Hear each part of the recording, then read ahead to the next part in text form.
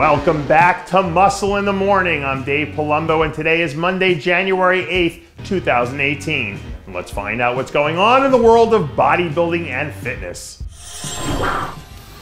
Well, the Pacers are a mess, the Colts are a raging dumpster fire, and it's hard times right now if you're a sports fan in Indianapolis. But hopefully the latest update from Iain Valliere can at least give all the bodybuilding fans out there a ray of hope. Last week we got word that Canadian's big man Iain Valliere is finally ready to make his return to the stage at this year's Indy Pro, which is suddenly shaping up to be a hell of an event.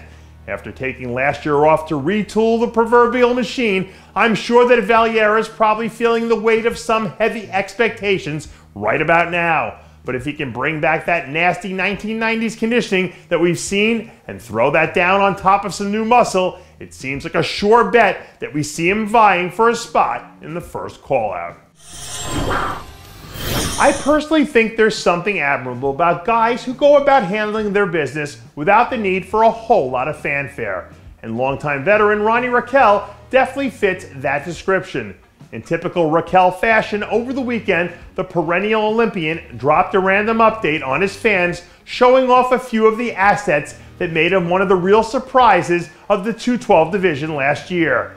By and large, I think what Rockel's done to reinvent himself over these last 3 years or so is pretty damn incredible, considering where he's at in his career. And given what we've seen the Dexter Jacksons of the world do as they've started to creep up in age, it'll be interesting to see how he fares over these next few months. Although, I hear by rumor that he may have retired. Stay tuned.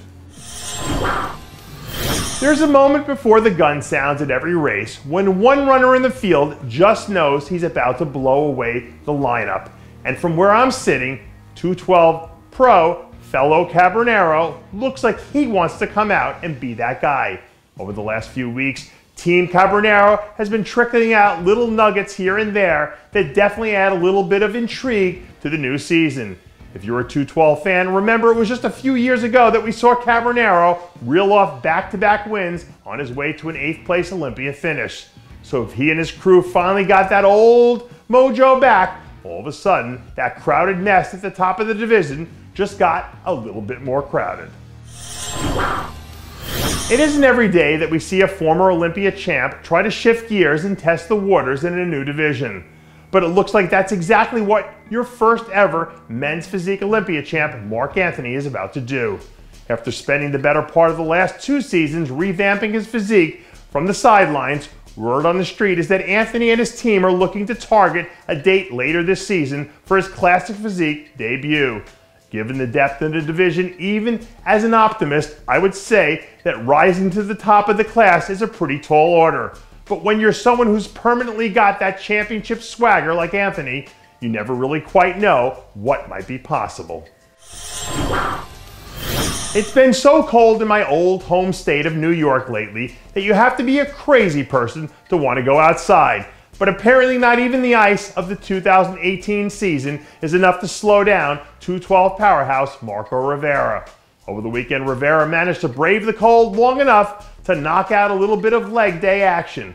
Outside of his 7th place finish at the New York Pro, last season was a relatively uneventful one for Rivera, who had been riding a hot streak for the better part of 2 years.